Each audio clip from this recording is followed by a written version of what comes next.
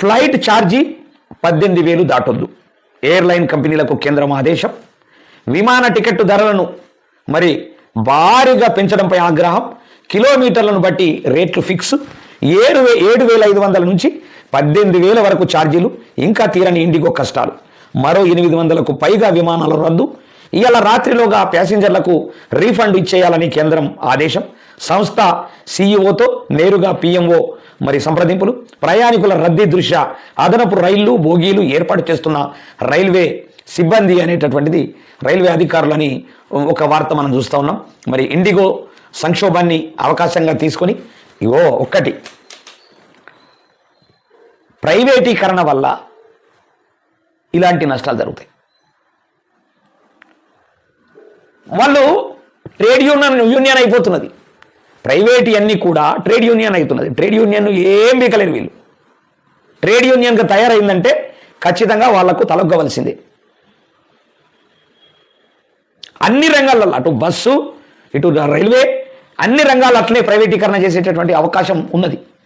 కేవలము ఇంకనంట జీపీని అదే లొకేషన్ జీపీని డైరెక్ట్ ఆన్ అయ్యేటట్లు సెల్ ఫోన్ కంపెనీలకు చెప్పేస్తున్నారు. టోటల్గా ఆన్ ఉంటుంది. ఇక నువ్వు ఎక్కడున్నావో తెలిసిపోతుంది ప్రతి ఒక్కరికి. అంటే తొందరగా వాళ్ళను కొట్టి చంపాల. ఎవడన్నా ఏదైనా చేస్తే తొందరగా కొట్టి చంపాల. మరి వీళ్ళందరం పెట్టేవాడు. వీళ్ళు దొంగలుగా తయారయ్యి దోపిడీ చేస్తుంటే వీళ్ళని కొట్టి చంపేటోడు లేడు. కేవలం అమాయక ప్రజలు నాశనం చేయడానికి ఇదంతా ప్లాన్ చేస్తూ ఉన్నారు. ఇది కథ. ఇండిగో సంక్షోభాన్ని అవకాశంగా తీసుకొని విమాన టికెట్ల రేట్లను విపరీతంగా పెంచిన ఎయిర్లైన్స్ కంపెనీలపై కేంద్ర ప్రభుత్వం సీరియస్ అయింది. ఎందుకు అవకాశం ఇస్తారు? ఎందుకు సీరియస్ అవుతారు? సేమ్ ఇక్కడ రేవంత్ రెడ్డి కూడా అదే చేస్తున్నాడు. అధికారులకు ఉన్నతాధికారులకు అవకాశం ఇస్తున్నాడు. తప్పు జరిగిందని సీరియస్ అవుతున్నాడు. ఎవడు అవకాశం ఇవ్వమన్నాడు? ఎవడు సీరియస్గా మన్నాడు? ఇలాంటి పరిస్థితి ఇలా రాజకీయ నాయకులలో ఉన్నది. ఛార్జీల నియంత్రణకు చర్యలు చేపట్టింది. కిలోమీటర్ల వారీగా ఎంత ఛార్జీ వసూలు చేయాలనే దానిపై ఆదేశాలు జారీ చేసింది. అంతకు మించి ₹1 కూడా ఎక్కువ వసూలు చేయొద్దని పరిమితి మించింది.